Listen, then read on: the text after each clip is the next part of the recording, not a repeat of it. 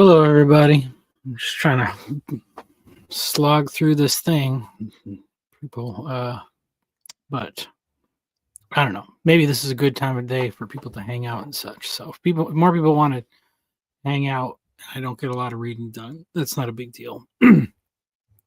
But I did decide. So I started making these little AI videos in what's this thing called Notebook LM, and figuring out if I just give it the certain chapters, they come out a lot like better. It gives me more specifically what I want, but I don't want to flood my channel with a bunch of random AI stuff. So I was thinking that I would rebrand my other channel and make an AI for AI slop things. So I made an android simulacrum of myself. I think we'll call him Solid State Sartori, and he can own the AI slop. It's not really that bad. It's not that sloppy. I mean, well, when you consider that the prompt is several thousand words of real text, it's pretty. There's some effort put in there. It's just nice that they can compress it all and turn it into a video. But anyway, I will. Yeah, I'm just trying to power through. I have like this section on clothing to finish, which is I don't know how many more chapters. 1, 2, 3 more chapters of clothing and 6 more chapters on architecture. And then I just have to redo the one chapter on wrestling that I read as San Antonio Sartori, because that's just kind of crazy, I think, to have that be like the official one. I just won't put it. I won't put it in the playlist. It'll still be on my channel. But so what is that? 3 more of this and 6 more of that. 10 more chapters, I guess. 10 more chapters to record, and then I'm done. And I'll have the whole book recorded. And I'm putting out like these live streams, but I'm also publishing like 2 of these videos a day that are the edited ones. So it's all scheduled out for the next week or so. And before Christmas, I guess, should be all finished. So anyway, I'm going to get started reading. If nobody's going to pop in the next 10 seconds or whatever. And I will read. Wait, is this the right one? Yeah. Yes. Chapter 45. Okay. All right.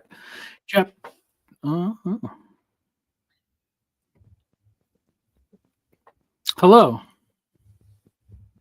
Hey, Michael, what's up? What's up?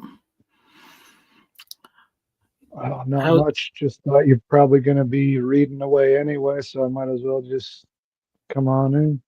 Okay, yeah, great. Well, if you just want to hang out, and then I'll just pause, maybe, whenever, and yeah, you can chat about whatever. All right. Chapter 45, A Snake in Goat Clothing, Nations at War. Jacob and Esau are as different as 2 brothers can be. They are like wheat and weeds, the fruit of 2 seeds that were sown in the same field. Their mother's womb can barely contain their conflict. Like the Garden of Eden, there is not enough room for 2 kings. Either the serpent or the man must be sent out. Their identities mirror the differences between their mother and their father. Isaac, the son of the frontier, a man of the new land, and Rebekah, the beautiful sister of a trickster, smooth and shrewd. When the boys grew up, Esau was a skillful hunter, a man of the field, while Jacob was a quiet man, dwelling in tents. Isaac loved Esau because he ate of his game, but Rebekah loved Jacob. Genesis 25, 27 through 28. The story begs us to look at the appearance of these 2 boys to determine their identity.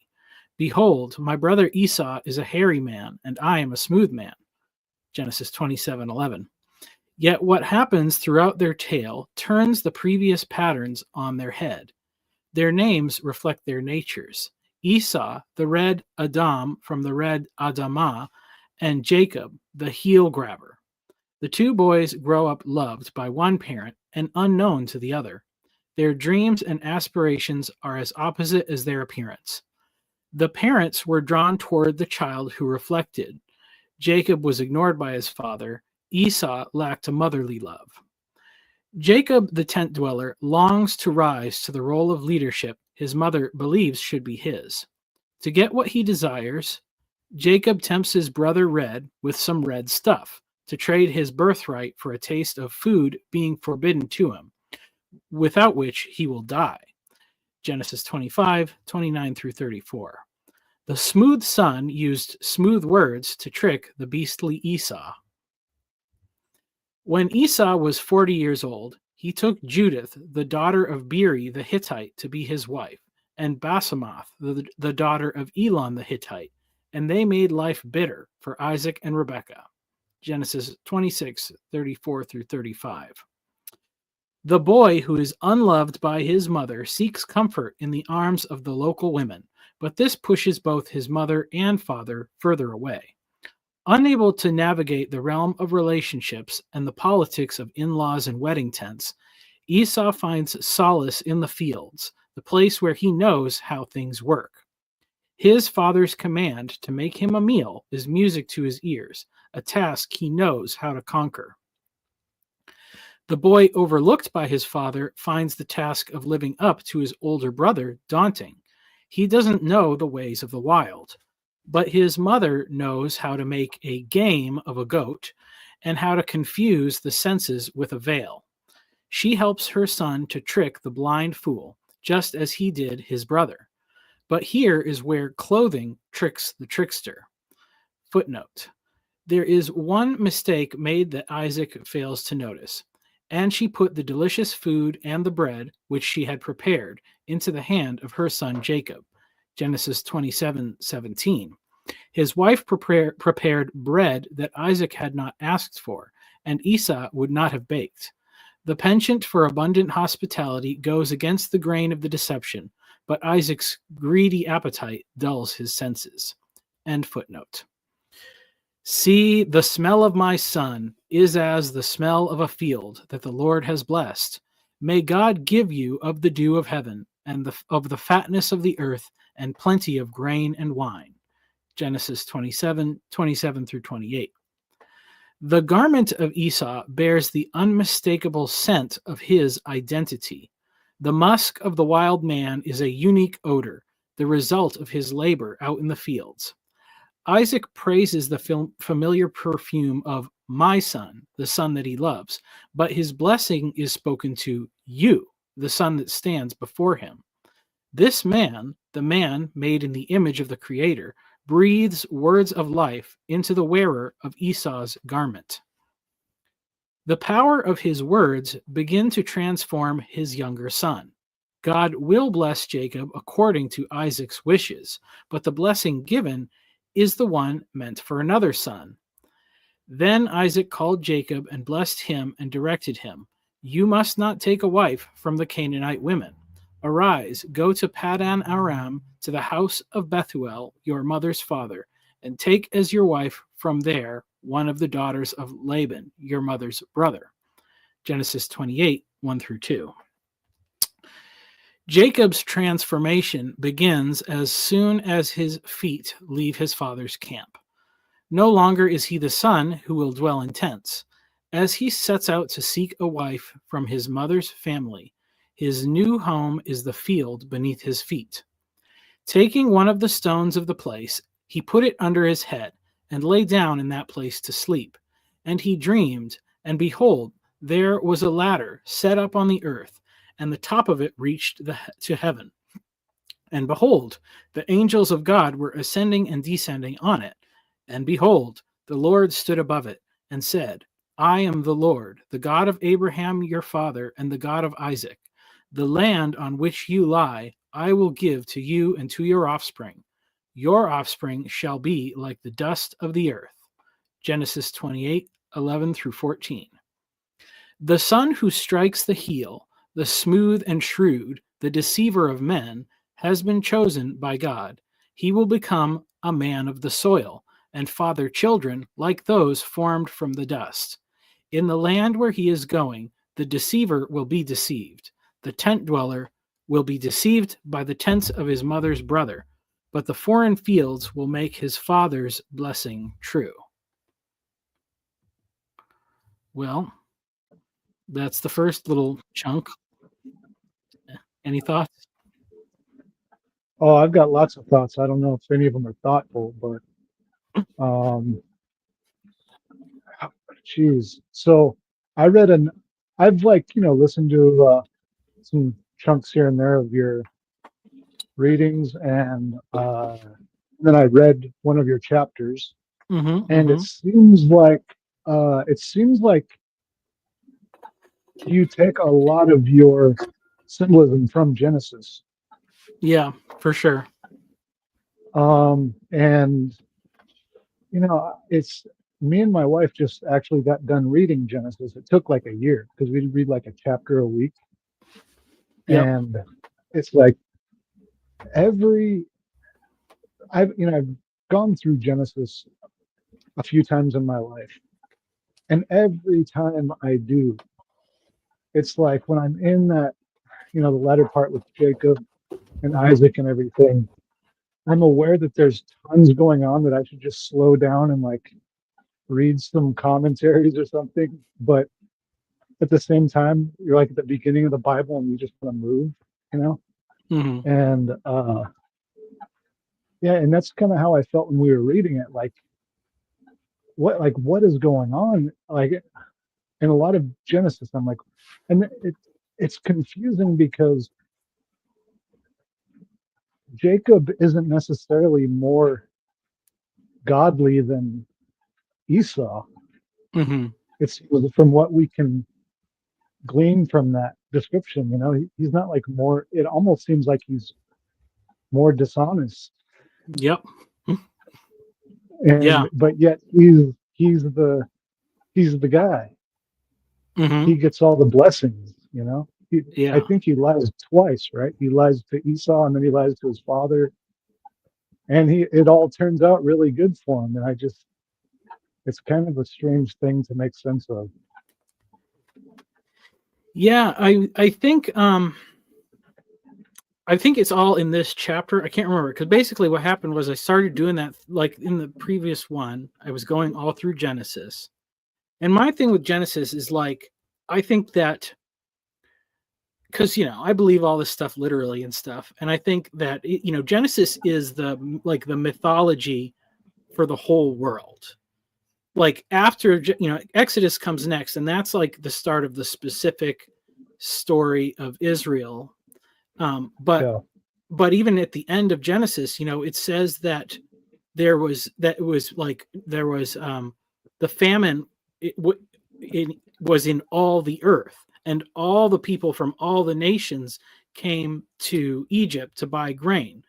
So like that, even that part of the story then is something that to some degree is captured and filters into like all the mythologies of all the other people. And I think it is obviously the book where you have the most like parallels with myths from other cultures, because you have the flood, and the older it goes, the farther you back it goes, the more universal. So everybody has a creation story.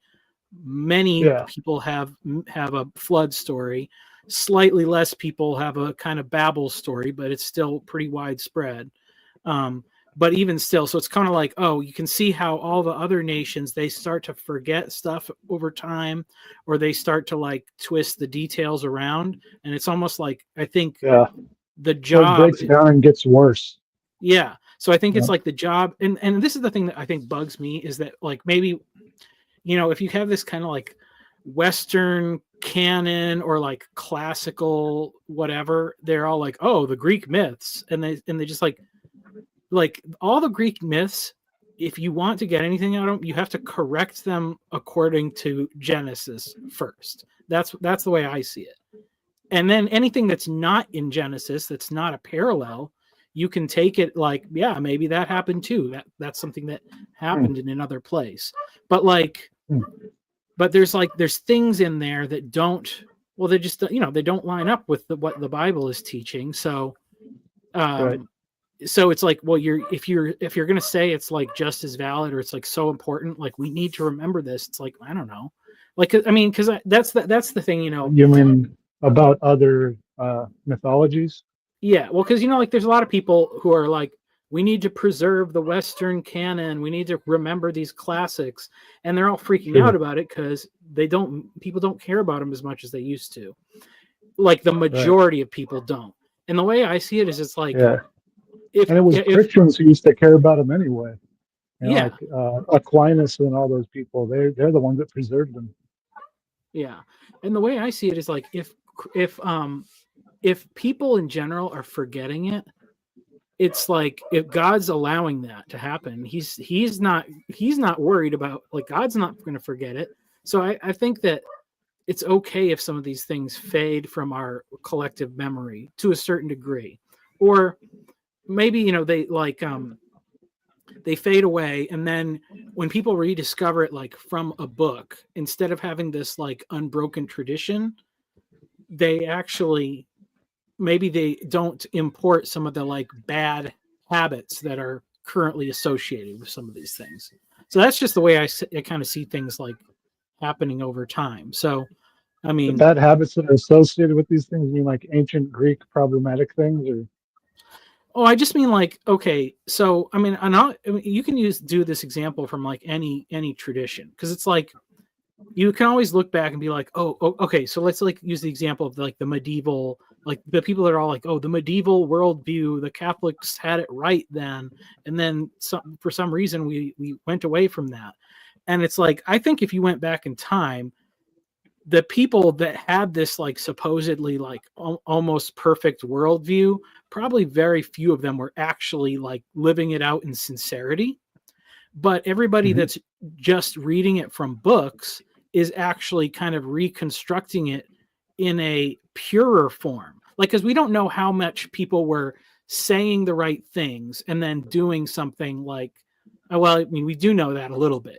We do know that there was like priests and monks and stuff that were visiting prostitutes and things like that, but it's like, so it's like the stuff that gets put down on paper is good. It's even like what Jesus said with the Pharisees, hey, listen to what they say, do the things they say, but don't do the things they do. And we kind of don't even know exactly what all the things they were doing were. Maybe, we don't know how bad they were. It could have been really bad. I mean, when he says like that they make somebody twice the son of hell that they are, like that sounds really bad, but we don't know. We don't have like a specific detail of what that means. So we're just imagining it. And a lot of times I think we're probably not imagining it as bad as it really was. So,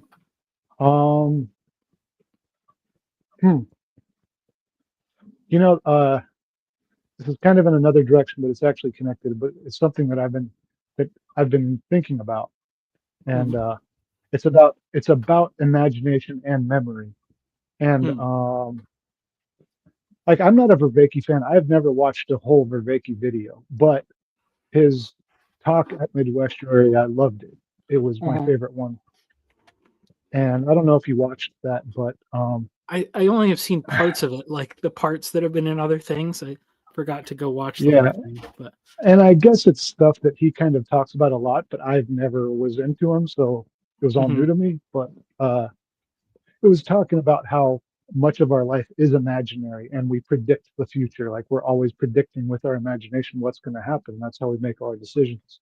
It never really occurred to me before, and then I've heard this other thing about how, and it's occurred to me that, so when I think about, because I was raised in like a very biblicist tradition, and yeah, I pretty much believe Genesis too. But when I think about Moses, or when I think about the flood or whatever, it's like my mind goes back to the Bible class room that I learned it in. It's like I see Mount Sinai. It's like next to the desk, like if you know what Yeah. I mean. Like it's all kind of connected. And then as I reread it, I form new sort of constructions that are based on my current life, you know. Mm. And it's almost like the way imagination works. It's connected to my current surroundings. Like Yeah. I might. So one crazy thing I'm gonna make a post about this, but it seems like everybody is posting about the space trilogy, right? Hmm. Like the past 2 years, everybody's talking about that. So I read it and I finished it like a month ago, and then about the same time I was finishing Hideous Strength, I started reading Four Quartets by T.S. Eliot, and I was just reading both of them together, and I realized like, oh, I'm in the same psychic space. And I Hmm. realized that like they're both writing about sort of the English countryside and mysticism and like Christianity, but other gods too. And it's like I didn't even realize that I was in some type of single imaginary atmosphere with reading both of these books. Hmm. And so like um yeah, there's something like bringing yourself to mythology. There's there's no way to not do that. It's Hmm. just it literally depends on where you are geographically. Yeah. Because if I think about if I think about reading Four Quartets, I think about like in my room, sitting at my desk reading it. Hmm. It's Hmm. like it's mixed with the landscape that he's talking about. And so um and, and one more thing is like I listen to lots of podcasts when I'm driving or YouTube videos, Yep. and I don't get as much out of it. I can't remember it, and I think it's because I do not have a set landscape. Mm. Like, you know what I mean? Like if I was stationary, I feel like I would have a better memory. So anyway, Yeah. You know what? I almost feel like maybe with driving, I feel like sometimes maybe remember things more when I'm not going to all the same places I normally go to, but like when I'm going somewhere new and I have to like think about the driving more, because then it's mm, like building in more active memory. But I definitely know like there's specific times where I can like remember like some profound insight from like a Jordan Peterson lecture or something PVK said, and more often than not it's when I'm in a house working like and walking around and like I remember that like place and setting like is like fixed to the memory. So yeah, there's something to that for sure. But I also really think it's really cool. Like I think I like these things don't have to be in like either or opposition. Like on the one hand, I really like the thing of like let's try to be historically accurate and find out like the real details behind all this stuff.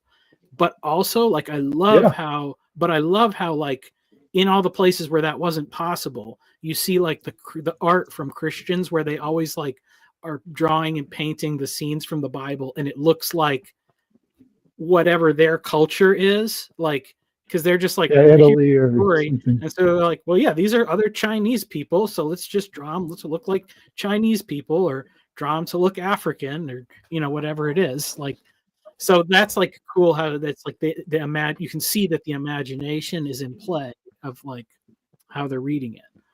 So Yeah, yeah. Um, yeah, like taking Genesis literally. Like I'm I think I'm like 5% theistic evolutionist and 95% young Earth creationist. mhm. Like I'm a little bit open to it, and I think it's interesting and there's good points, but why not just believe the Bible? Yeah, Um, my thing is like I think whatever like everything before the flood, well really like before the Tower of Babel, it's like I don't know if we really know what any of those things are that it's talking about. Like when it says like a garden or rivers yeah, or like that stuff, it could be talking about all different stuff. Like it could be cosmic, like or something, like like the scale of it, like I don't know, because like you hear these things about how like there's all this like just debris, all these like asteroids and stuff that are like from these cosmic things that happened like so long ago. I'm like, I don't know if that's what like was the flood, if it was like a space thing, like was the ark a spaceship or something. I don't know. It's like I don't know, but it's like some, because I know there's like some people that have like a really far out there ideas about some of that stuff, and I think it's just one of those things where it's like it's too big to actually wrap your head around.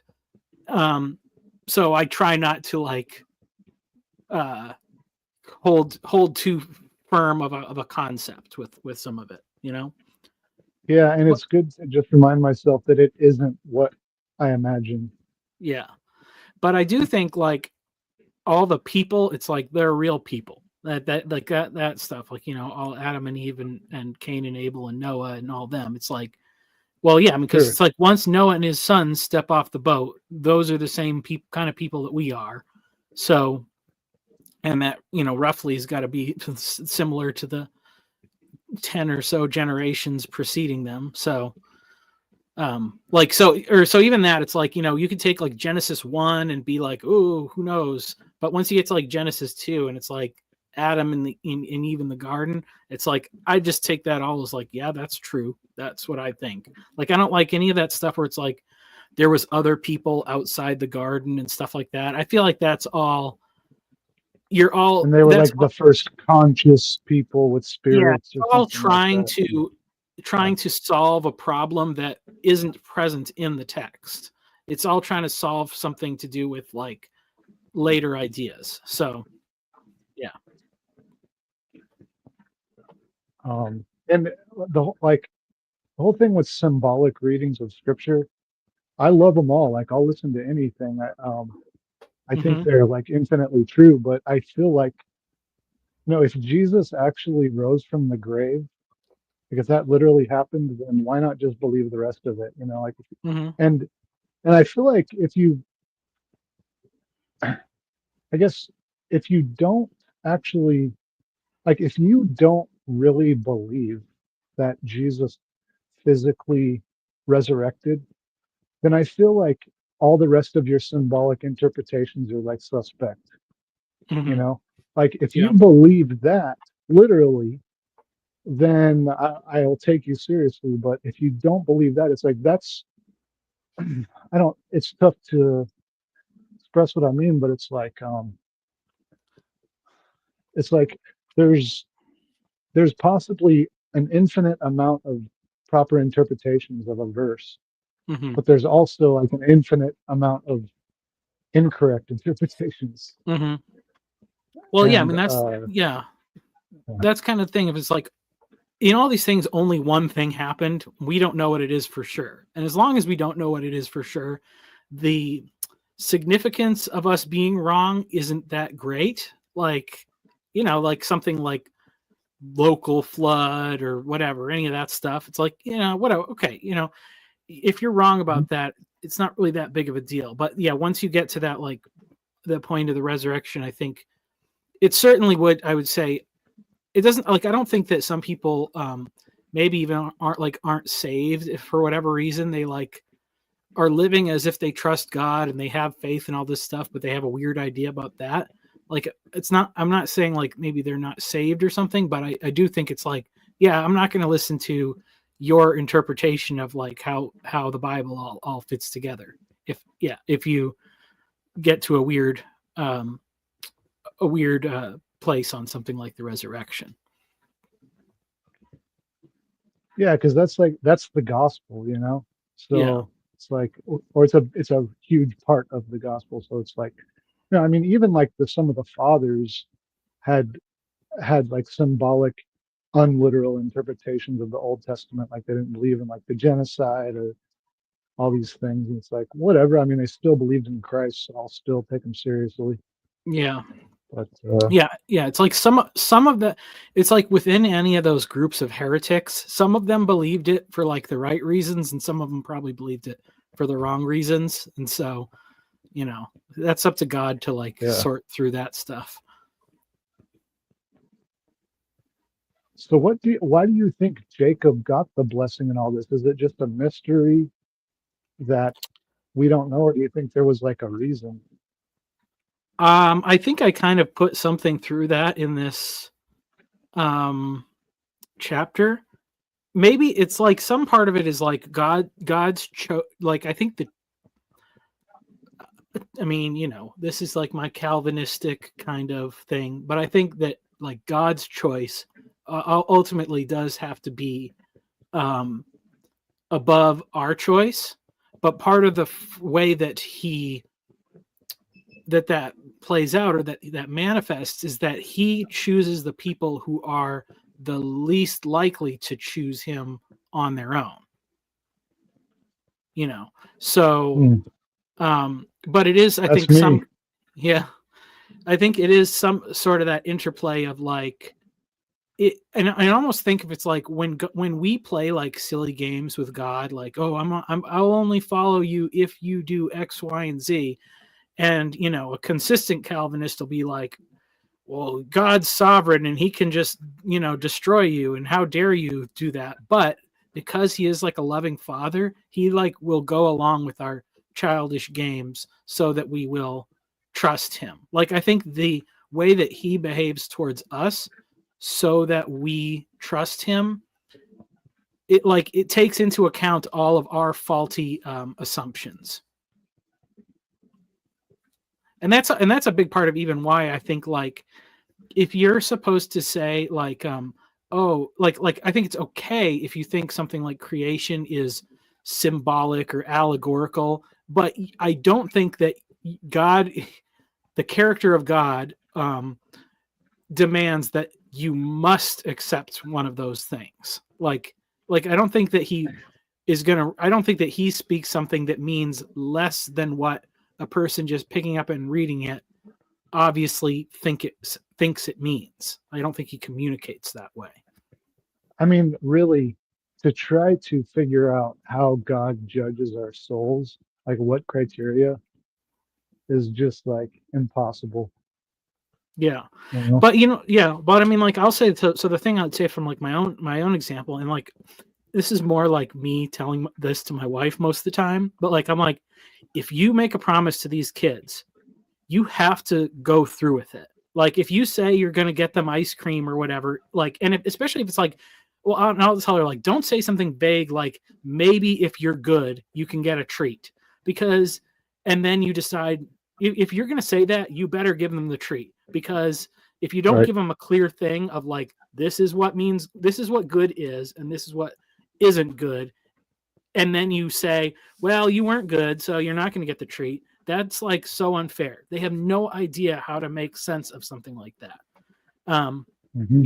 which honestly, I mean, and that's even the way it's like when God says, like, the day that you eat of this tree and you will die, what the heck do they know that? How the heck are they supposed to know what that means? Which is why it's like they eat Right. it and they don't die because they didn't know what it means. Okay. And then that part that you were reading, where Jacob is, sleeping on the stone, and that next part is something I've actually been reading a lot lately, where he says that prayer, and it's like he wakes up and he says, "Surely God is in this place," and then he like makes a vow to God, and it's like, if you just give me food and clothing or whatever, then you'll be my God and just go with me, you know. And it's almost like You keep he going. I gotta go. has, yeah. So at that point, Jacob kind of has a something of a conversion experience after I think that's where he sees the angels on the ladder. Is anybody even watching this?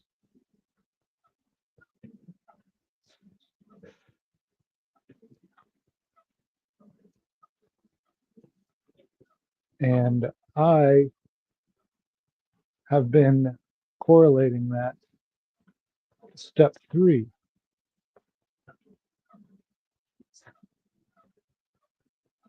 Um, I've got a bunch of notes about a project I've been working on. I've got about 3 videos so far, I think, on my channel about how everything good in the AA Big Book comes from the Bible, because I grew up in the Bible and then I left. I didn't read it very much for about 20 years. And I went to AA and I read the Big Book a bunch of times and went through it and did it a bunch of times and have a bunch of it memorized, not even because I tried, but just because I read it so much. And I was just amazed at how effective it was at improving my life. But I grew up in kind of a legalistic tradition where not much was discussed about spiritual formation, I guess you could say. If it was, I just didn't pick it up. And so these concepts in AA, the 12 steps, for a while, I kind of figured, well, this has actually helped me be a much better person and be more honest and have integrity. And when I was in Christianity, reading the Bible, that didn't help me. I couldn't stay sober and I couldn't seem to control my lusts and my temptations. And so I almost thought that the Bible wasn't true because of that. But then I had another conversion experience about 13 years into being sober, where I was convinced I had to come back to church, and I really, really didn't want to. I didn't, but I did. And then after reading the New Testament again, really, really slowly, and I realized that all the best things, and after I started coming back to church and I got a new Bible, started reading a lot, and I realized that there was a bunch of stuff in there that I'd never realized, that I'd never noticed years ago. And all the good things in the Big Book, which changed my life, were in the Bible, actually. And one of those things is the story about Jacob. So I was talking about how, Well, like, one of my current things is like, I wasn't a practicing Christian for 20 years, and then I've been in AA for 15 years, and I thought that Christianity was like not was not effective because AA, which is like this secular thing, was able to help me to be honest and sober and everything and have integrity. But then when I came back to Christianity, I realized that everything in the Big Book is in the Bible. Everything good in the Big Book is in the Bible. There's some stuff in the Big Book I don't agree with, but one of those things actually is the story where Jacob, it's like he has that experience, um, where he sees the angels, and then he says that prayer, and it's like, God, if you will just see me through this thing and help me to come back to my Father and give me food and go with me, then you will be my God. And so it's like he's making he's taking step 3, which is turn our will and our lives over to the care of God as we understood. And it's like giving it all over to God. And like the 3rd step prayer is, I offer myself to thee, to do with me as you will, relieve me of the bondage of self. So it's like in step 3, you're not asking for anything from yourself. It's actually just be with me and relieve me of selfishness. And so this is kind of like a 3rd step prayer that Jacob is doing, in this. in So that it's scene. almost, yeah. Yeah. I don't think I got. I know. I think I cover all the stuff at some point there. Like, but I go to that part later on because I was going through it like Right. kind of thematically. So I was like getting all the like parallels of all the little sections, and then going back to the beginning and doing it again with all the other little details. So. Yeah, I know you hadn't read that. I didn't know if you were going to go there, but that's Yeah, a section I've been visiting a lot. I think this whole chapter, is mostly mostly the all Jacob and Esau stuff, And then I go and do the other things about like clothes in the rest of the Bible in the next 2 chapters. So, but yeah, well, I guess I'll read another little section and then we can continue to discuss. The identity swap. Meanwhile, Esau is now the only son of both his father and his mother, those opposites who truly love each other. She never told Esau how she felt about his wives, but she let her opinion be known to Isaac. Then Rebekah said to Isaac, I loathe my life because of the Hittite women. If Jacob marries one of the Hittite women like these, one of the women of the land, what good will my life be to me? Genesis 27:46. Esau was the man of the land, like Adam, but the land in which he grew up was different from the fresh tilled soil of creation. He was a man of the land of Canaan. So when Esau took his Canaanite wives, he most certainly did so in the way of the Canaanites. He saw, reached out, took, and consumed, like their ancestor Ham. When Esau reflects on the events of his brother's betrayal and deception and subsequent blessing, he also begins to undergo a transformation. Now Esau saw that Isaac had blessed Jacob and sent him away to Paddan Aram to take a wife from there, and that as he blessed him, he directed him, You must not take a wife from the Canaanite women, and that Jacob had obeyed his father and his mother and gone to Paddan Aram. So when Esau saw that the Canaanite women did not please Isaac his father, Esau went to Ishmael and took as his wife, besides the wives he had, Mahalath, the daughter of Ishmael, Abraham's son, the sister of Nebaioth. Genesis 28:6-9. The wild man of the woods knew that it was not good to be alone, but his parents did not notice that there was no one suitable to be his helpmeet. He frolicked with wild animals and wild women and turned the tents of his parents into wilderness. The Hey, son, sorry, could I interrupt you for a second? yes. I won't go. I got a couple of questions. Mhm. One is, so Esau took wives from outside, and was that told him not to? I don't remember that. No, it's not told to him not to. That's like Okay, kind of the thing. That's kind of the he thing. learned after the fact. Yeah, that's like the pattern of like everything you learn after the fact. Like even like Cain and Abel. Like there's no commandment against not killing. I mean, obviously there is after the Mhm. flood. That's when God specifically says it. So it's like, yeah. So that there's a pattern there of like God gives people context before he tells them what they should and shouldn't do. So So maybe there was some faith issue, even though Jacob was like more impulsive, or there was like a faith thing that maybe Esau should have thought more about it. Or yeah, I um mean, yeah. Well, so and interesting. also, yeah, go Well, ahead. the whole point, the thing that I really discovered through doing this research in this story is that like he has his own like story of transformation. It's like, and it's beginning now. Like this is the thing.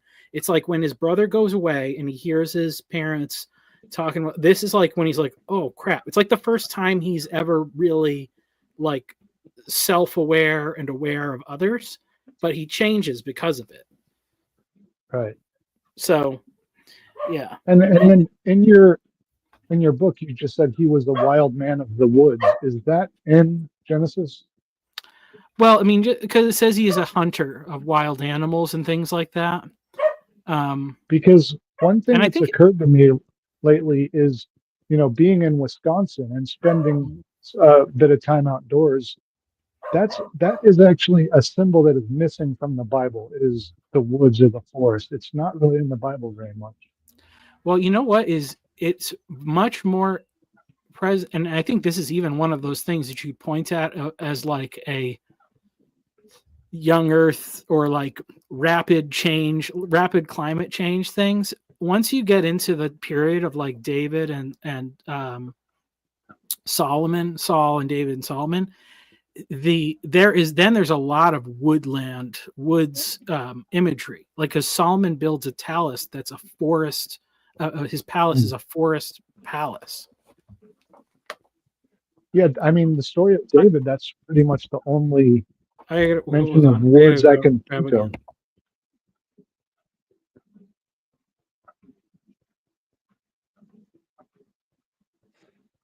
Anyhow, I guess it's just me and whoever's listening. Oh, Neil says insufficient. Guess that's context dependent, Neil. You don't gotta remind me.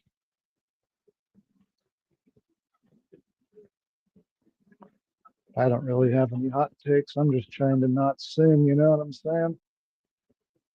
Trying to not get led into temptation. Oh I yeah. was So having anyway. a private conversation with the chat. Oh, okay. Yeah. So No. and somebody it's that guy that I talked about in the other one too, James B. Jordan. He talks about that change, because the food, like Is that the deer, Theophilus guy? yeah, deer get mentioned a lot more, and that's like the food is like the wild heart or whatever. So it's like, oh yeah, something about that, like when Abraham's there digging wells, it's like a very, I mean, it makes sense if you think about it, because it's like 400 something, 500 years earlier, that it's very much like a new, like grassland kind of place. But then over that period of time, like forests do grow. So yeah, it's an interesting thing that there's like a change of like climate and geography between And the two a eras. lot of forests will grow because fire is suppressed. Mm. Well, like here in Wisconsin, like really old forests, they're like these savannas where the trees are very dispersed because they're the only trees that could survive fires. But then in all the places where they've suppressed fire, it's like really thick forest. So it's like it's like yeah, I don't know. Interesting. Anyway. All right. So maybe when the land was settled, it actually grew the forest. Yeah. Because people are suppressing the fires. Probably so. Yeah, I mean, makes Because sense. there's like out in western Wisconsin, it's really, really heavily wooded. And I was reading an old book about it, and they said that like the first explorers came out, and there'd just be like prairies and trees scattered here and there, you know. Yeah, well, and that is weird. you do see that here too, because it talks about like Abraham and Isaac and them, like the oaks of Mamre. It talks about, so it was almost like whenever there was like a tall stand of trees, that was like a big deal, kind of like an oasis, essentially, because it was a shady place. That's where they wanted to pitch their tents or whatever. So, yeah, and oaks are the trees that are fire suppressant. Oaks can be very solitary, like. Yeah. They don't necessarily like get along with a lot of other trees. They want all the space for themselves. Yeah. That's like the only those are like all the only big trees they have down here in this part. They're all live oaks, which are kind of funny because they don't have oak leaves, but that's what we got down here. But yeah, those are evergreens, right? Yeah, pretty much. I mean, they drop a lot of leaves, but I don't know if they typically get like all the way bare. So yeah, cool. All right, was it? All right, where was I? At the top of the page. We'll just start at the top of the page. The wild man of the woods knew that it was not good to be alone, but his parents did not notice that there was no one suitable to be his helpmeet. He frolicked with wild animals and wild women and turned the tents of his parents into wilderness. The son of the blind father finally sees a way to break the cycle of destruction. Esau saw the blessing, saw his brother obey, saw the displeasure of his parents, and then reached out to his father's brother, Ishmael, who had reconciled with Esau's father, and took his daughter as his wife. But Esau does more than just see, he hears. The words that Isaac had prophesied over his eldest son had begun to sink into Esau's bones. His fury did not last long, and he quickly made peace with his role and stewarded his brother's inheritance in anticipation of his return. Behold, away from the fatness of the earth shall your dwelling be, and away from the dew of heaven on high. By your sword you shall live, and you shall serve your brother. Genesis 27:39 through 40. As Esau begins to transform from a beast into a man made in the image of God, he begins to reflect the image of God, of the God who hears. In acceptance and anticipation of his new life, he chooses a wife who will be a good match for the unknown future ahead of him. In choosing a daughter of Ishmael, his uncle, Esau also finds a role model who can guide him through the wilderness. Another older son cast out of the land of Canaan in favor of his younger brother. You shall call his name Ishmael, God hears, because the Lord has listened to your affliction. He shall be a wild donkey of a man, his hand against everyone, and everyone's hand against him, and he shall dwell over against all his kinsmen. Genesis 16:1 through 2. Yet more importantly, Ishmael had learned how to reconcile with the fate of being passed over. Though their brotherhood began in contention, Isaac and Ishmael buried their father Abraham together. Footnote: Isaac and Ishmael, his sons, buried him in the cave of Machpelah. Genesis 25:9. But to take a respected woman as a wife meant becoming a proper husband. Like the courtship of his mother Rebekah, Esau would have had to approach his uncle and his cousins with honor to take their daughter and their sister as his wife. Mahalath was in essence the daughter of a king. Her wedding would require Esau to become a bridegroom of royal status. Let him kiss me with the kisses of his mouth, for your love is better than wine. Your anointing oils are fragrant. Your name is oil poured out. Therefore virgins love you. Draw me after you. Let us run. The king has brought me into his chambers. Song of Solomon 1:2 through 4. The anointed Solomon represents the pinnacle of a kingly bridegroom, but the transformative power of the anointing oil has its roots in this story. For at the same time Esau is preparing to wed, I guess, I missed the word, Jacob is receiving his promise from God, which he seals with an anointing. So early in the morning, Jacob took the stone that he had put under his head and set up for a pillar and poured oil on the top of it. Genesis 28:13. Marriage magic. Oh, well, I guess I can pause there too. Any more thoughts on that section? No, I have a quick thing that I said oaks don't like other trees. That wasn't necessarily true. Mhm. They can a lot of times survive while other trees can't. So I just wanted to clear myself up. I just don't want to be saying stuff that ain't true. Yeah. Well, I know Josh is the yeah, you can come on if you want. I mean, yeah, I'm trying to get through the reading, but also to have chat and whatnot. And so if I don't get through the reading, that's okay. Because Josh is the arborist, so he yeah, good call correcting your tree facts or whatever, I guess.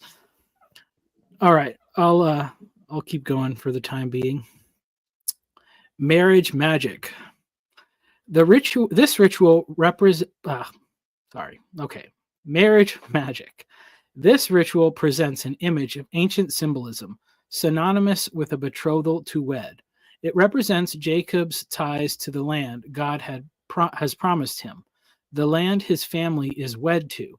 Jacob pours oil on the stone, a product used for grooming to keep the hair and skin of tent dwellers like Jacob soft and smooth. The Hebrew word for oil is semen, very similar in sound to the Latin word for sperm, and is used for the more viscous liquid oil of the olive, as opposed to the heleb fat of animals, which is pronounced as halab, which is pronounced as halab, is also used for the fat of milk and the whiteness of milk. Its verb form, saman, means to make fat, used derogatively of an obese man whose appearance would be reminiscent of a pregnant woman, but the word also reflects the internal result of an overindulgent appetite. When the Lord speaks to Isaiah of the people's hearts becoming fatted, the verb is saman, but the excess of fat itself found clinging to the organs of an overstuffed animal like foie gras is heleb. While the reasons for distinction can be very important, there is enough similarity to the range of terms to categorize both semen and heleb within the same symbolic family. A similar statement can be made of our English word semen. Though thought to be derivative of the Latin term, the Hebrew definition fits the distinction now made between individual sperm and the viscous, milky liquid that envelops them. Both women and men bring forth an oil of anointing. The man gives his to the woman to make the woman grow and bring forth life, while the woman fattens and nourishes a child. While there is not this is like this is why it's rough drafts, because I was like, I'm going to just explore these rabbit trails and just see go with it. Let's just see. There was some parts when honestly, when I was reading the chapter that I read for your audiobook, there was parts where I was busting up and I had to edit it out because I was like surprised with what I was reading. Yeah. Well, you know what? I mean, this is the whole thing. It's like, I mean, Jonathan Pageau, like I like him and all that, but it's like, he's like a little prudish, I think, because there's like so much sexual imagery in the Bible, and like, it's not like a bad thing. I mean, it's like a really important part of creation, but I know it's like hard to like talk about it appropriately or whatever without offending people. But I think he's like a little too shy about it. I mean, or whatever. I mean, he's doing his thing. He's having all his there's places for that, and there's places not to do it too, I think. Like one time I downloaded Origin's commentary on Song of Songs, and like in the introduction he says, if you haven't conquered all of your lusts, then you shouldn't read this. So I just didn't read it. So now you said, okay. That makes sense. Well, you know, I mean, that's a whole funny thing. You know, Michael Martin, he talks about that. It's like all the theology of this stuff of like it was all married by these celibate dudes in like monasteries that weren't married or, you know, didn't like I don't know. There's a little bit of I don't know. I guess there's a little bit of but I don't think that the ancient scriptures were written by celibate dudes. I don't know. Except probably Daniel, because he was probably a eunuch. But I mean, some of it probably was, but yeah, you know, Moses wasn't, Yep. Peter wasn't, Yep. and probably a lot of other guys. I mean, Paul was, I guess. Potentially. There's some people who think he probably had a wife at some time, like he might have been a widower or something, which I mean, I don't know. I don't know. Either way. But he was celibate when he wrote it, because he said, be as I am, or whatever. Yeah. So. Yeah. And also, I mean, well, I'll just say, because with that verse, it's like somewhere else in the book, I talk about like the different messages in Corinth, Corinthians, and like Ephesians and First Timothy. Like they were very different environments. Like Corinth was like, it was like the sex crazed city, whereas Ephesus almost like it was like the feminist, like girl boss city. Yeah, So like Diana, there, right?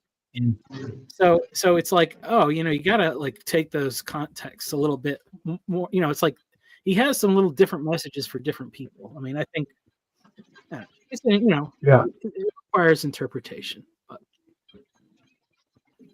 Do you think sometimes our problems with lust and just like the reason we have a reaction to a word like semen is because we've gotten away from kind of the biblical understanding of the body and like kind of yeah, like we're perverted in our mind as far as what these things are and what their proper place in our lives and head is and that. And so like you end up with like a timidity of like not wanting to bring up a word like semen, because it's been so like we live in a sex crazed world, you know what I mean? And so like, well, at least I don't know, in the West, I feel like we do. Well, yeah, I mean, I think a lot of it is really like, and now you mean, yeah, I said biblical or just like honest, like, it's interesting because I know like my wife and I, we got some books like for children and stuff that are like, they're designed to teach kids about that stuff like at an age appropriate level, but it's very much like, oh, like this is like the thing that we now know of like research, like the thing of like, oh, don't talk about that, or like talking about like private parts as being like naughty areas or something like that. That creates this mystery that makes it more enticing but also confusing, and it makes it a lot more possible for like abuse, where it's like if you teach kids like the proper names for things and tell them like, only, mommy and daddy are the only ones that are going to touch you here, and only when we're giving you a bath, only when we're helping you go potty or something like that, and no one else is supposed to, and if anybody does, you tell us, and you say like, why are you touching my penis? And like for like predators and stuff, like they're usually, because they didn't get even that formation, like that is like freaks them out, like they will not try to pursue something if the kids are even just well informed enough to know, like, it's like that whole predatory culture like relies on a thing of like shushing it up, and it's like, shh, don't tell anybody, and it's okay, and so, and probably like talking about it with kids, like sexualizing their conversations or whatever. Yeah, and you don't have to, know. and it's like, and you don't have to tell them, you don't have to teach your kids like there are sexual predators. You just tell them like, this is what these body parts are for, and you tell them like, when you grow up, they will be for other things that you're not for now, but like you don't have to tell them all of the ways that you just if you tell them what basically like this is the good design for all this stuff, then whatever is outside of that design is not right. So you don't have to teach them all the things that are wrong if you do teach them like the things that are right. So yeah, but I think, and I think sometimes the church has probably made it a little bit worse by trying to maybe like manipulate people's behavior by controlling the narrative or whatever. So because I think I think sometimes relating our bodies to like you guys were just talking about trees a little bit ago, and like talking about it with my daughter, and that like I told her like a seed wants fertile soil, right?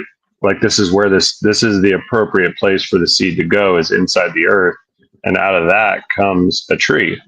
And it was like, and so relating that to that man has seed, woman has soil, and that this is what occurred. This is how humans go forward. Like this is our appropriate way to procreate. And there's even a higher echelon of that it's supposed to be done inside of a promise and a covenant, between a man and a wife. And that when it's not done in that, you end up with a seed that's cast like to wild soil, that it can pop. It's not purposefully planted, and that it's not done with intention. It was done out of impulse or something like that. And so, which obviously, I mean, any child born out of wedlock doesn't condemn them or anything like that. It's just, it shows that, there's the wild, and then there's the purposefully done, there's The garden.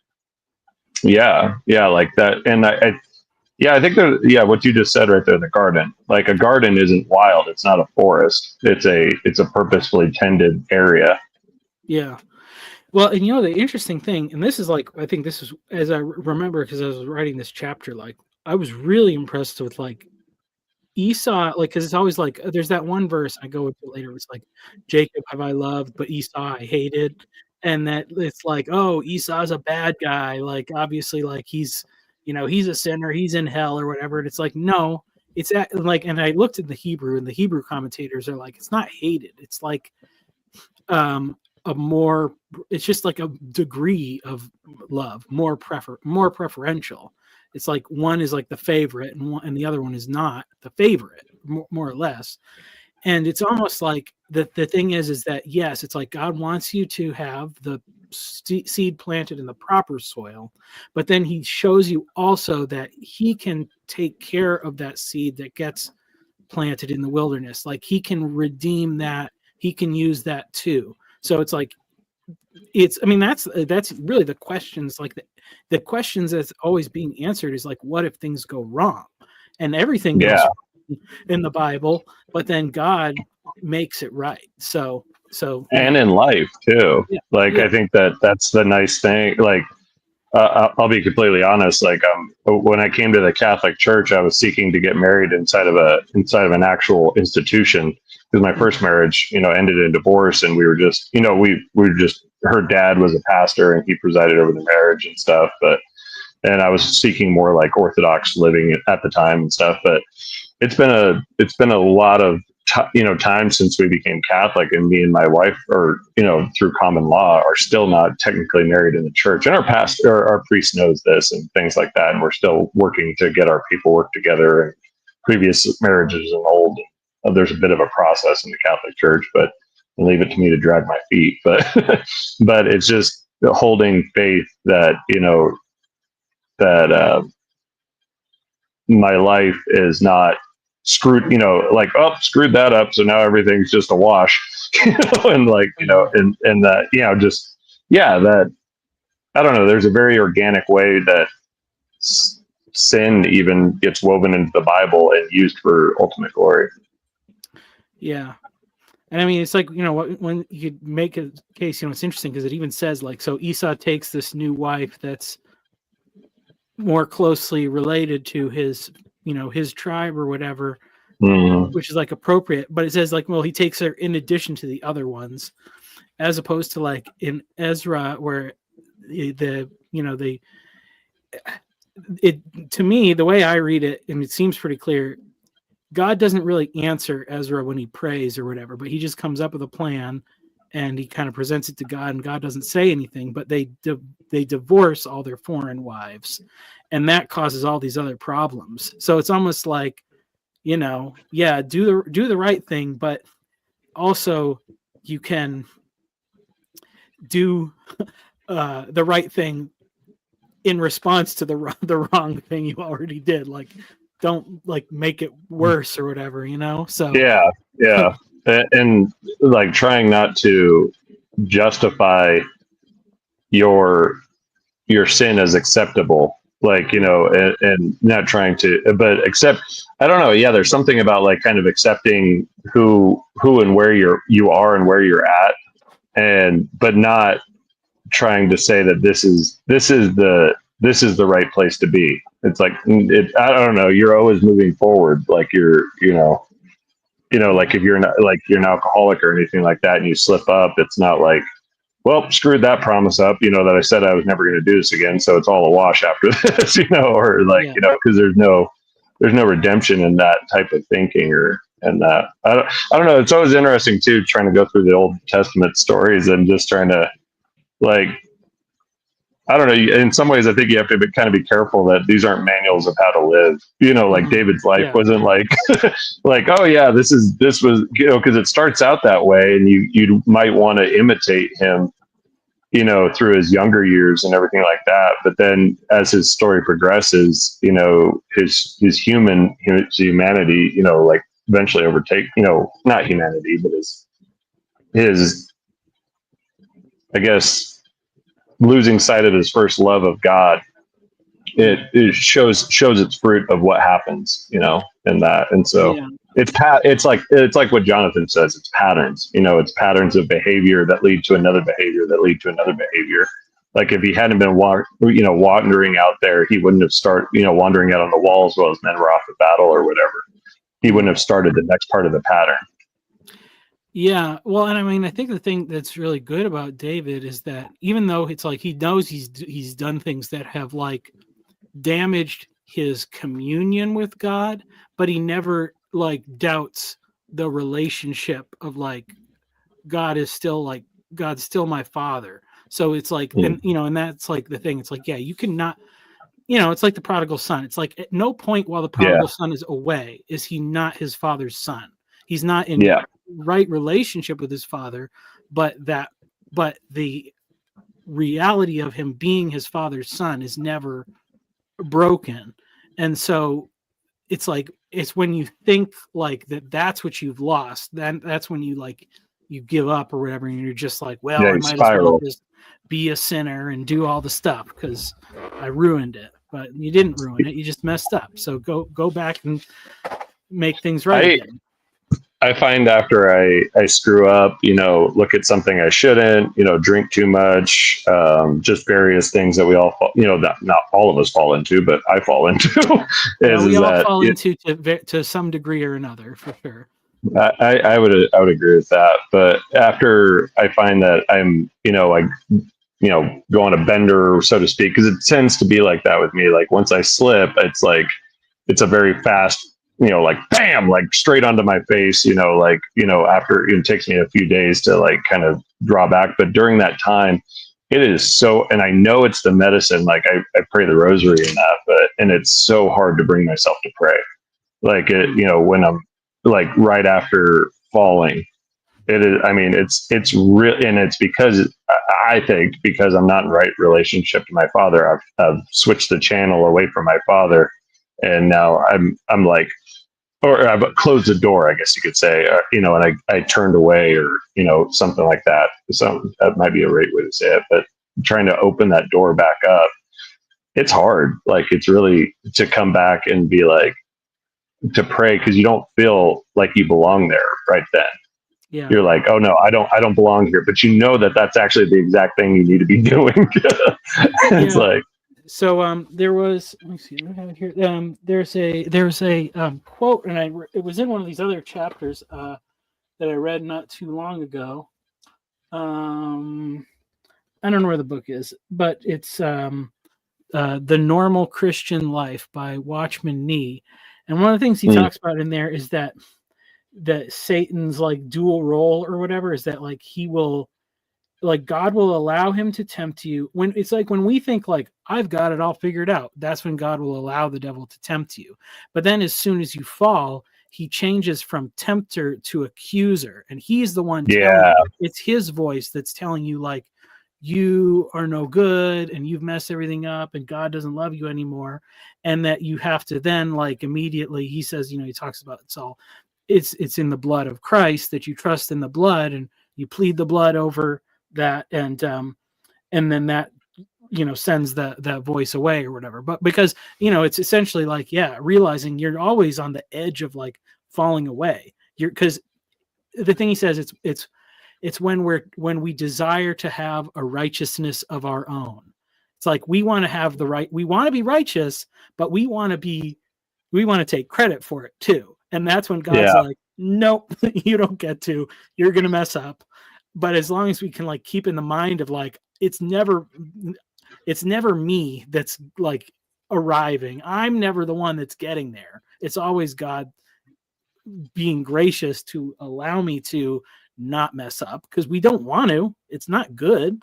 Then then we can stay in that. And I think that's like the thing where the more you get it, then those like cycles, they get lesser and lesser over time, and you can rest more confidently in that, in that it's God that's helping us to live rightly and not our own effort.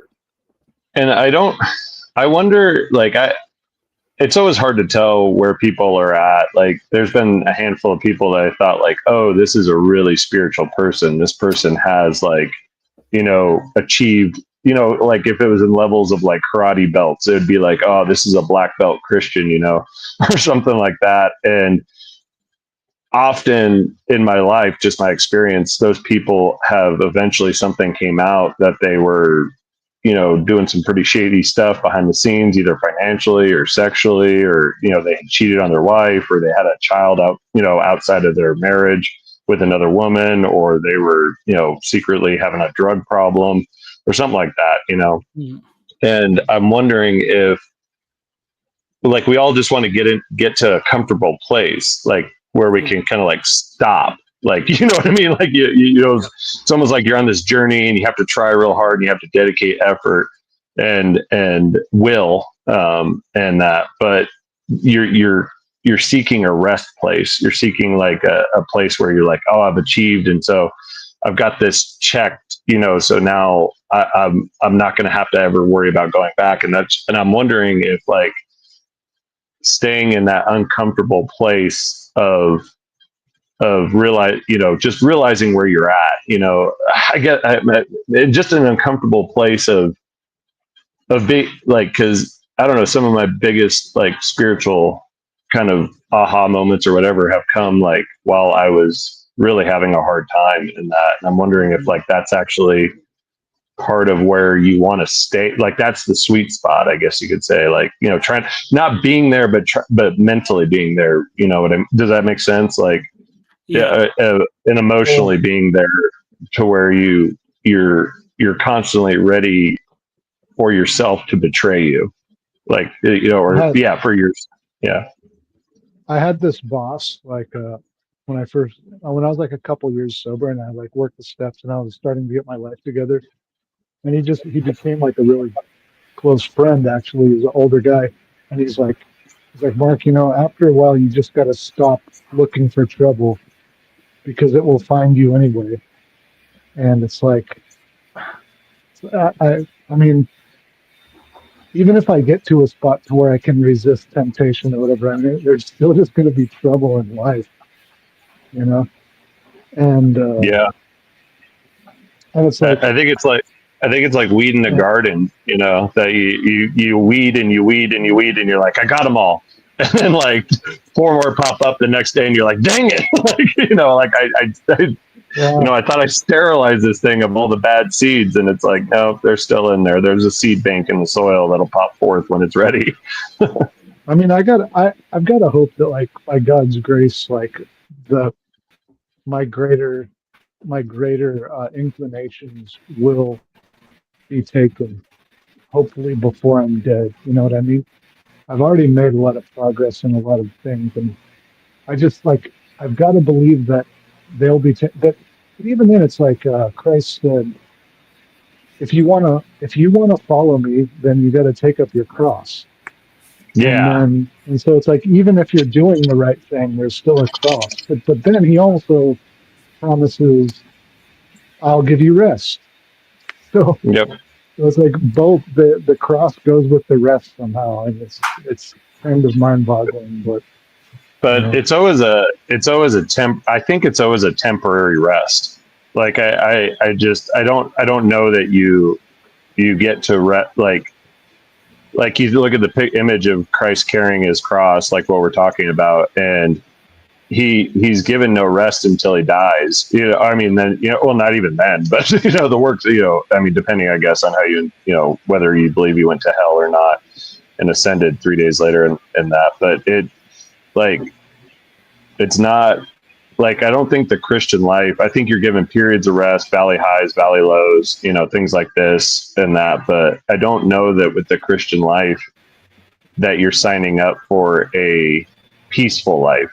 I don't know that. I think you get to know a peace, but I don't think it's a life where you're not at contention with yourself almost permanently. I don't know how you guys feel about Thing is, that, but it's, Well, I have known like older Christians who were Christians for a really long time, who I really think were absolutely genuinely joyous. And I don't think that I really don't think they had any secret big sins. I mean, I think they had sins. I think, yeah, they're Okay. simple almost. But- They're almost like very simple people. Like you'll find an old Yeah. lady who's just been, just like, just has this peace Yeah. and this joy about her. And it's like, to me, that's the black belt Christian. Like, Yeah. like some of these For older sure. people that have just found this super simple way of living. And, Yep. but that's not been my experience. My life has just I've tried to be simple, but just with the Or somebody necessities of like Ron. life.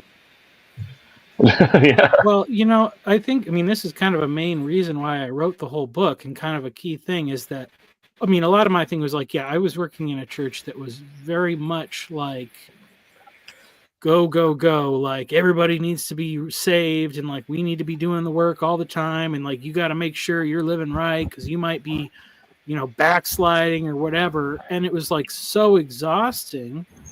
And not everybody has the same personality, but then it's like as I study the Bible and I keep seeing all these rhythms of rest that God's putting in there. Yeah. Like, yeah. and especially, so it's like, okay, is for Israel, like he's giving them the commandments, and it's like over and over, it's like you must keep the Sabbath. It's like if you don't keep the Sabbath, you're gonna get, you have to kill the people that break the Sabbath. It's like that's intense, like, but then to be on the other side of it and be like, okay, what does that mean as a Christian? And I think, for one thing, if you're just trying to not do bad things, that's a really bad program. That doesn't work. The best way to not do bad things is to have something to do that's like a positive, like, you need a goal, you need a task. Yeah. And I think a big part of that is like, okay, maybe say for myself, it's like I'm not finding sufficient rest in many of the churches that I've been in. So part of my goal is to build the space that allows for more rest, not just for myself, but for the other people. Or really, even if you do it for others, do unto others as you want. So if I need more rest, then I need to build ways and spaces and opportunities to give other people rest. And then that's how I will find rest in doing that, I guess you could say. So Yeah, I sometimes I get the idea of sometimes it seems like distraction though, like like keeping yourself busy, doing your work or whatever. But because I can do that too, and I've been able to stay away from my problems or whatever, my temptations or whatever, by keeping myself busy. However, I know they're right. They're like at the peaceful times, that's when it seems like I'm most vulnerable. Like, work, like for me, work slows down in the winter and stuff. So like, I don't know. Sometimes I see guys, that they're like, I need a new hobby. I need a new way to keep myself busy and distracted. And I don't know that that's the transformative message of the gospel. Like I'm not making a hard decision or saying one way or the other. It's just like I converted to Catholicism, and my brother still attends a Protestant church, and I've seen our approaches to getting over certain battles that we both struggle with. And he seems to like if he's got too much time on his hands, he'll be like, all right, well, he picked up jiu-jitsu. And so he like went headlong into that and absorbed a large amount of his life and that. And for me, it was learning things more like the rosary, and trying to stay in those sacred spaces and stuff. Hi, can I interrupt I have a question, if I may. yes. First off, hi, I've never met you. Well, I mean, I kind of saw you once or twice. I'm Ron. Who are you? I'm trying to look at your name. Josh. Josh? So me, there it is. I'm Joshua. Yeah, cool. Nice to meet you. I kind of seen you once or twice, not long. But how and I don't, I hope this isn't a rabbit trail, but how has the rosary helped in relationship? Because I'm trying to, okay, either into rest, peace, overcoming a problem, or just how has it helped you in relation to this conversation? For me, yeah. So for me, the rosary, like Padre Pio is a Catholic saint, and he described it as his weapon. And I didn't really understand that. I was like, especially when I came to Catholicism, I was like, it's the rosary. I don't understand. Like, prayers are weapon, I guess, but I don't. It's a prayer to Mary's, or it's a prayer for Mary's, to pray for us. And I don't see how this helps, or I don't see, any relation to this. Like, I didn't get it or whatever. But as I kept on praying, and when you pray the rosary, the first part of it, the first few decades of it, you're supposed to focus on the Annunciation, basically Gabriel talking to Mary about, telling her that she's going to be the mother of God, of Christ, and then the second part of it, you're supposed to focus on Mary. Coming to her cousin and the baby Jesus leaping inside of her womb when he gets close to John the Baptist. And basically the best thing I could say is it's a bit like ancestral genetic memory or something like that. While you're praying this, you're communing in a certain way. That might be even a deeper rabbit trail, I guess. So they have these things called rose gardens in churches, and it's basically a place where you can go and pray the rosary, and there's usually stones set out that you pray a certain one of the decades or so many of the things as you're on the stones and stuff like that. And all this stuff, I think, is layering your connection to the beautiful spiritual world, and that you're praying to your heavenly mother who was obedient, and she didn't falter, in her job, or that in her place, and so you're praying. And when I say praying, I'm not talking about it as in the worship sense. That's, as Catholics, we kind of have to be careful about that, because so many people believe we're idol worshiping by praying to Mary, and you're using the word pray more in the medieval sense of help me. And so you're asking your mother for help, and she, as the new Ark of the Covenant, the Queen of Heaven, she's venerated as that she, it's a connection to Jesus Christ on a spiritual level, and I didn't see that in the beginning, but now I have a kind of a mental place in my head that I go when I'm praying, and it really does seem, because of the resuscitation of the prayer and the rhythm of it, that I can actually stay there longer. I can actually stay in that sacred headspace longer. I also started running a while back, and I was never able to get on beyond like a couple of miles, like 3-4 miles, before like I'd start doubting whether or not I was actually going to be able to finish, any longer than that. But the rhythmic praying of the rosary while I was running, I actually pulled off like 11 miles one time.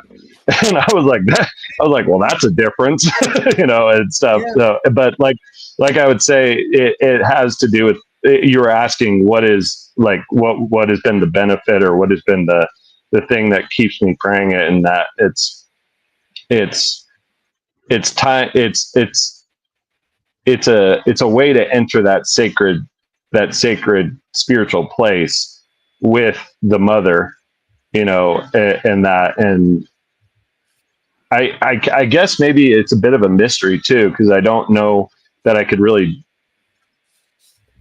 articulate what exactly is happening, but I do know that the days when I pray, when I actually have the discipline to get up and pray my rosary in full in the morning, like, things fall into place. I experience some synchronicities, little things that happen, and I'm like, But then, like I was saying before to Michael, when I fall and I get off track, it is so hard for me to come back and pray my rosary. I just feel so dirty and like I don't belong there.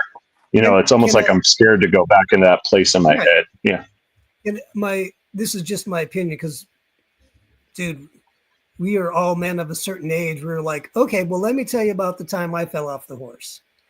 And what I've learned is the more, I think it's condemnation, not conviction. Condemnation is, son, you're better than that. Don't do it. Condemnation is, you did it, therefore you suck in the eyes of God. And it's just, and when I feel that, the moment I feel that is actually the moment I will force myself to go there, to go in the presence of God, go, that's right, I suck, and I'm confessing it, and I'm Protestant pleading the blood, and I'm flushing the toilet.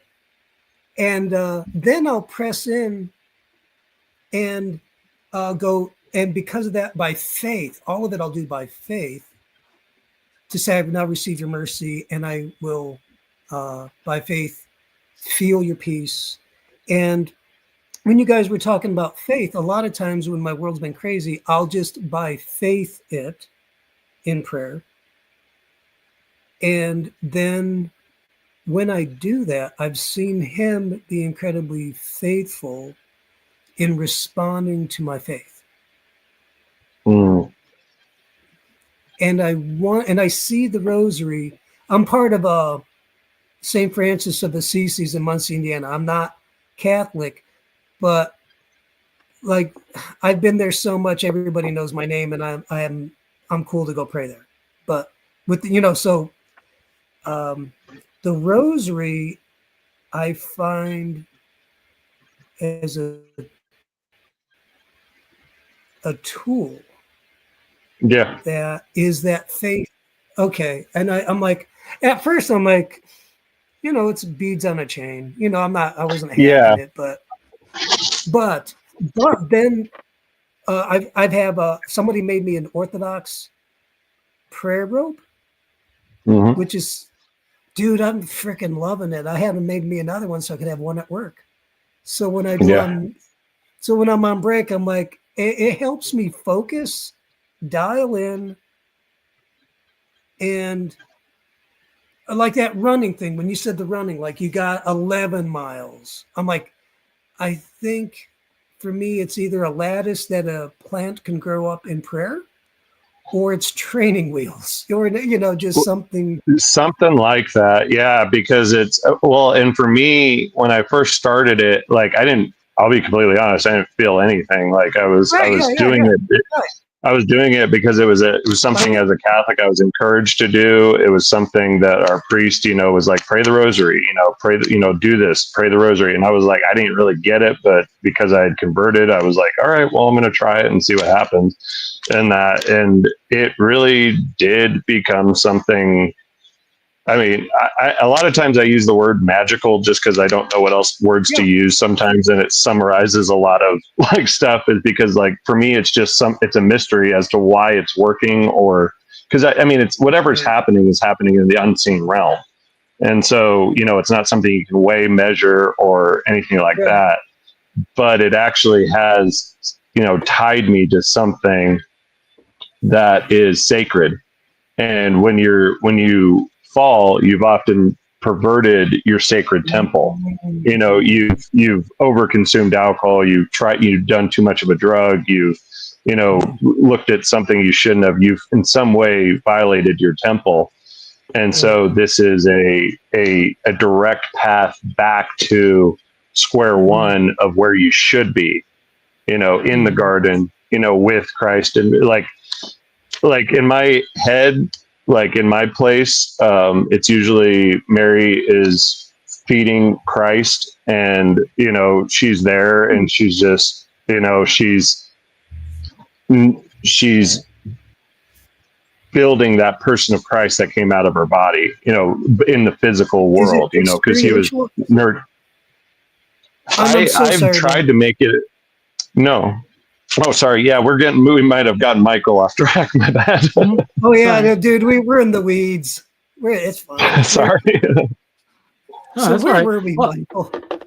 Well, I'll just say, one of the things, and this is some of the stuff I've been studying in writing this book, and like, I think maybe why, like, because I've seen how all those things pop up over time, like, or how all that stuff develops, and the good reasons for it.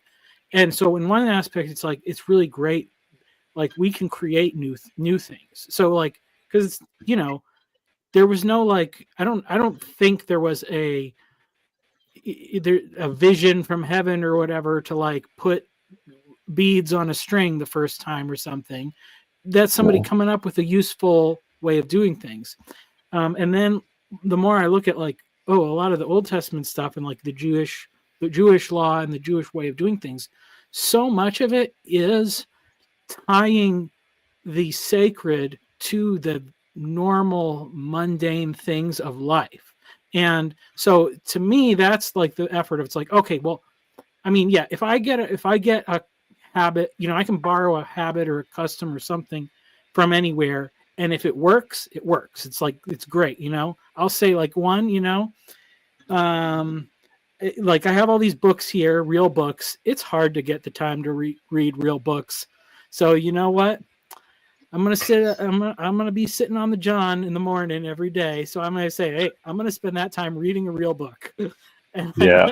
I'm like making it like Me and you think the same. I mean, it's like, and it's like you need the constraints of like, I'm gonna purpose that. I'm gonna tie that thing that my body's gonna force me to do to something that I know I should do because it's good for me.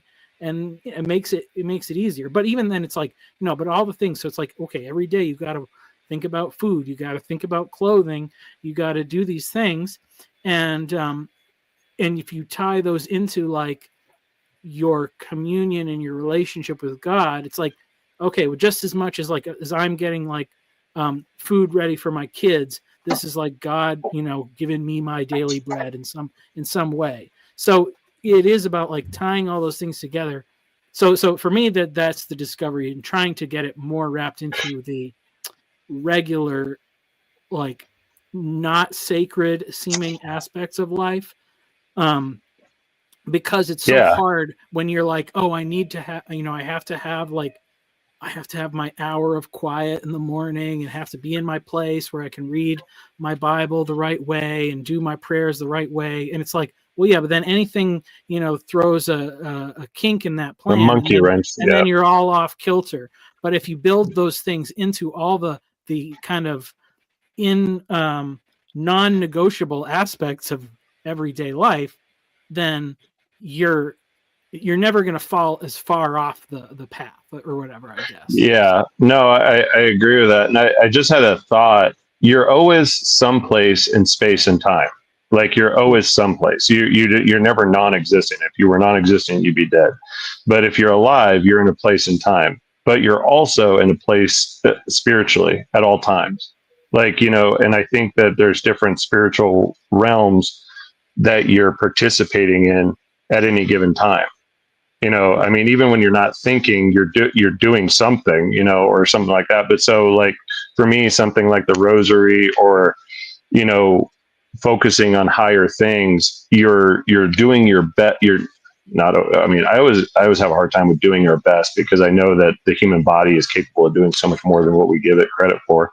But you're giving a will to being in the right spiritual place of trying to participate with Jesus Christ, of trying to participate with the saints, of trying to participate in that higher spiritual world, and I know you're not Catholic and that, but it just, I know that there's at least a little bit of overlap with Calvinism, and because you're a Calvinist, right, Michael? Pretty much. Gotcha. Yeah. And that, and it's, I knew that. But and that's kind of where I came from. My dad found Reformed theology, and that's what I started adopting. But it was I guess going back before the Reformation and after I walked away from God. And what I mean by that is I guess I had gotten to a certain point in my life, and I was like, well, I'm a Christian, I'm saved, I go to church, at least a couple, times a month, twice a month or something like that, at least. And yeah, that's good enough, I guess. I feel like I've checked all the boxes, I guess, as far as that goes. And I stagnated, and then life just got really bad and crazy and everything like that. And then coming back, I was researching a lot of stuff on YouTube, and I was just trying to find the church that Christ started, because it seemed like all the churches that I was participating in were just, I don't know, they'd come about, they last for a couple of years, and then they go away. And I was really hurt by that. Like all these people we called family, all of a sudden we didn't talk to them anymore, because of a kerfuffle with the elders, or a kerfuffle with, church leadership, or a church decision.